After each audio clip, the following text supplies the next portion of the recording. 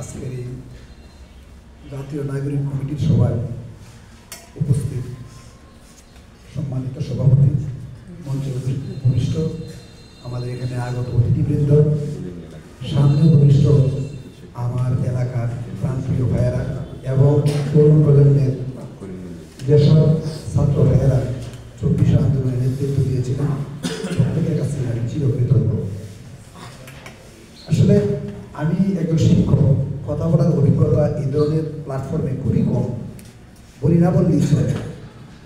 তবু আজকে বিশেষ করে আমাদের তারাইলের যে প্রধান সমন্বয়ক হিসাবে আমরা যাকে চিনি, ইকরাম হোসেন, সে আমাদের ছোট ভাই, তার কথায় আসলে আমার আজকে আসতে হয়েছে। তবে সবচেয়ে বড় বিষয়, আমরা 24-এর যে আন্দোলনটা আমরা লক্ষ্য করেছি এখানে, কেন আন্দোলনটা হয়েছিল এটা বাংলাদেশের প্রতিটি মানুষ জানে। এটা আসলে নতুন করে বলার কিছু নেই। এরপর আসলে একটু বলতে হচ্ছে যে আমরা যে জিনিসটা দেখেছিলাম, আমাদের দেশ গণতন্ত্রের দেশ, গণতান্ত্রিক যে ব্যবস্থা ছিল, এই ব্যবস্থা বিগত যে সরকার ছিল, সরকার গণতান্ত্রিক ব্যবস্থার ভিতরে তারা যে ভিতরে ছিল, এটা আসলে আমার কাছে মনে হয়।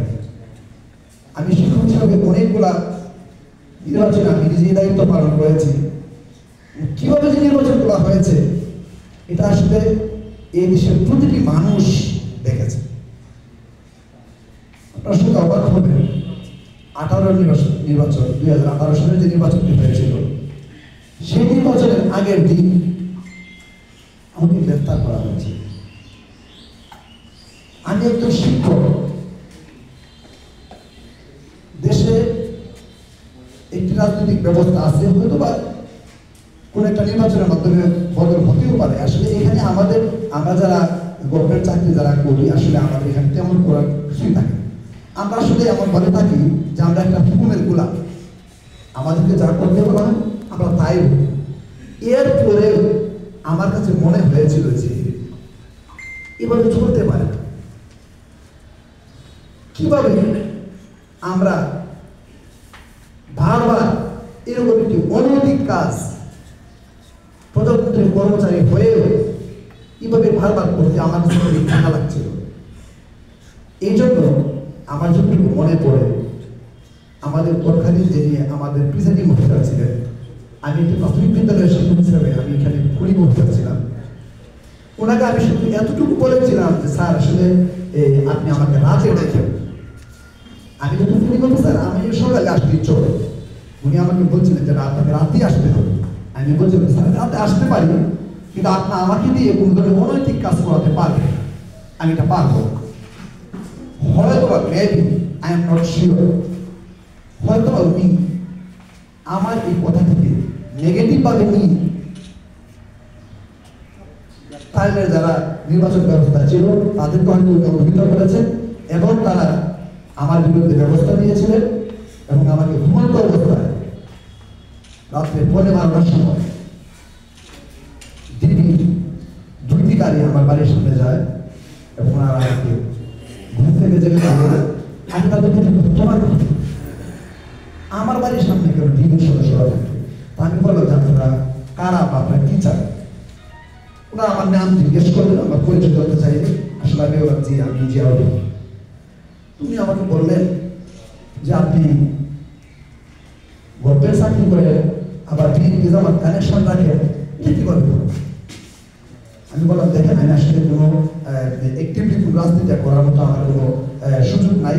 হয়তো প্রত্যেকটা মানুষ যদি সে গভর্নমেন্ট চাকরি করে তাদের একটা পক্ষ থাকতে পারে, নিরপেক্ষ বলতে কোনো মানুষ থাকতে পারে। তো আপনারা কেন আসছেন? ওনারা বলেছে যে আপনি আমাদের সাথে যেতে হবে।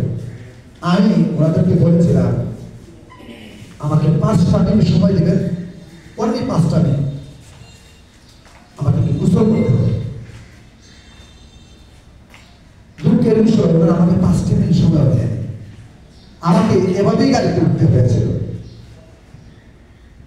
মধ্যরাস্তা যখন আমাকে আনা হলো, সেটা 7 রঙের কাছাকাছি সময়, এখানে একটা মোটর আছে, ওইটি আমাদের এলাকায় যারা আছে তারা সবাই চিনেন। এখানে আনার পরে আমাকে বলতেছেন যে মাস্টার সাহেব আপনাকে তো ক্রস ফায়ার দেওয়া হবে। তো আমি বললাম যে আপনারা যদি মনে করেন যে আসলে আমি ক্রস ফায়ার দেওয়ার মতো অপরাধ করেছি তাহলে দিতেই পারেন। হয়তো ওনারা আমার সাথে প্ল্যান করেছেন, আমি জানি না আসলে এইভাবেই বলছেন কিনা। এভাবে ওনারা এখানে গাড়িটা 5 মিনিট দাঁড়া করা হয়েছিল, হয়তো বা কারোর জন্য অপেক্ষা করছিলেন। এখান থেকে ওনারা আমাকে থানায় নিয়ে আসেন। থানায় নিয়ে আসার পরে আমি আমাদের তৎকালীন যে ওসি সাহেব ছিলেন ওনাকে আমি বারবার রিকোয়েস্ট করেছিলাম যে আপনি গভর্নমেন্ট বিধি অনুসারে আপনি আমাকে চালান দেন।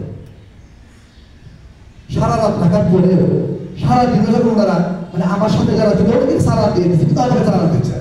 আমি বললাম আমাকে চালান দেন। আসলে আমি এত রাজনৈতিক মার্কেট বুঝতাম না। আমাদের বেলঙ্কার একজন মেম্বার সব ছিলেন, উনিও গ্রেপ্তার হয়েছিলেন, তার নাম তার মনে হয় নয়ন মেম্বার, যতটুকু নাম মনে পড়তেছে। উনি আমার সাথে এখানে ছিল। উনি আমাকে বলতেছিলেন উনি আমাকে বলতেছিলেন যে আপনি আমাদেরকে সালাম দিতে বলবেন। আমি তো মনে করি না কেন সালাম দিতে হবে আমাকে, আমি কেন আমার নিজেকে সালাম দিতে বলবো? আমি এখান থেকে সালাম যদি মনে হয় বেঁচে যাই। আমি যেহেতু রাজনীতি করি না, রাজনীতিক পারপাস বুঝতাম না, তখন উনি আমাকে বুঝাইছেন যে আসলে ব্যাপারটা হয়েছে কি আগামীকালকে যে নির্বাচন হবে আপনাকে যদি সালাম না দেওয়া হয়, এখানে যে জায়গায় যে ধরনের অপরাধ হবে এই অপরাধের মামলা দিয়ে আপনাকে তখন সালাম দেবে না। এই জন্য আপনাকে যদি আজকে সালাম দেওয়া হয় তাহলে হয়তো আপনি ওই ধরনের মামলার মধ্যে আপনি বেঁচে যাবেন, যে আপনি এর আগের দিন জেলে চলে গেছেন, তাহলে এই অপরাধগুলো আপনি কিভাবে করেন হয়তো বেঁচে যাবেন। আমার ওনার কথাগুলো যুক্তিসঙ্গত মনে হয়েছে। তখন আমি ওসি সাহেবকে বললাম যে আপনি আমাকে সালাম দেন। তো উনি আমার কোনো কথার কর্ণপাত করে নাই। যাই হোক, স্বাভাবিক নিয়মে আমার আত্মীয় স্বজন, মা বাবা যারা ছিলেন, আমার ভাইয়েরা যারা ছিলেন, তারা স্বাভাবিকভাবেই তৎকালীন যারা রাজনীতি যারা সক্রিয় ছিল, যারা নেতৃস্থানীয় যারা ছিল, ওনাদের কাছে গিয়েছেন। ওনারা বারবার রিকোয়েস্ট করেছেন। যাই হোক, সেদিন আসলে আমার বলতে আজকে ঢিলা নেই, আমার স্পষ্ট মনে আছে থানার মধ্যে আমাকে বলা হলো যে আপনি একটা টিভি কিনে দিতে হবে। তো আমার কাছে গেলেন, আমার ভাই বলতেছে যে ওরা তো এরকম এরকম বলতেছে। আমি বলছি যে না, এগুলো দরকার নাই, বলো আমাকে চালান দিতে। আমি যদি দোষী হই তাহলে আমার সাজা হবে, আর আমি যদি নির্দোষ হই ওইখান থেকে আর। যাই হোক, ওনারা আমার কথা শুনে নাই।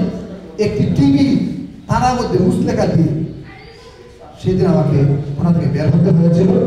সম্ভবত দিনের 4টা বা 4:30টার দিকে ওনারা আমাকে হঠাৎ করে বললেন যে আপনি চলে যেতে পারেন। বের হয়ে আমি জানতে পারলাম যে এইভাবে আমাকে বের করা হয়েছে। আসলে এই কথাগুলো বলার উদ্দেশ্য আমার ওই সরকারকে ছোট করা ব্যাপারটা কিন্তু এরকম না। আপনারা বলতেছেন ফ্যাসিস্ট সরকার, আমিও তাই মনে করি, তাদের বিদায় হয়েছে। এখন আপনারা কিন্তু আরেকটা নতুন সরকার আনার জন্য আজকে যতটুকু বুঝতেছি এখানে যে জাতীয় নাগরিক কমিটি হচ্ছে।